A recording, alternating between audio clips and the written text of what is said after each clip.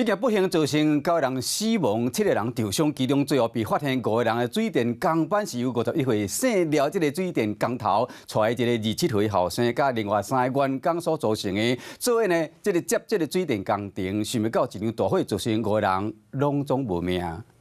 我们是水电工，应该才接到通知4点多，然后来这边等，没有，他叫我来现场。 厝内人照常出门上班，煞意外撞到死劫，家属接到消息赶到现场，真正是艰苦到马口无目屎。对啊，社会拢下班啊。你知道这个工作他们这么危险的？基本上是都不会发生的。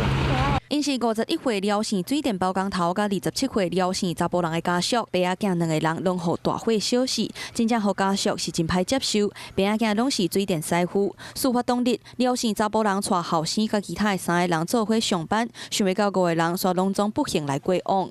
昨暗时7点15分，消防人员伫咧3楼的架站找到因，这个地点就伫咧出口附近。消防判断当时的烟可能伤过大，工人就可能全部拢看袂到，才来失去逃生的方向。园长就是比较认真工作啦，也不太会讲很多话，都是做饮料店。水电做几年了？5、6年了。30岁过生查甫人做代志认真负责，是厝内上细汉的。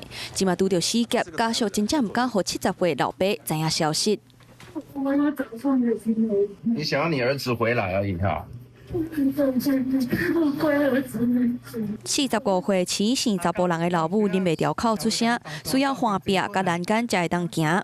起姓查甫人的面册定定铺甲查某囝的相片，是一个好老爸，嘛真爱水电的工课，一概煞袂负逃生来过往。对家属来讲，敢若是希望会当得到这个真相。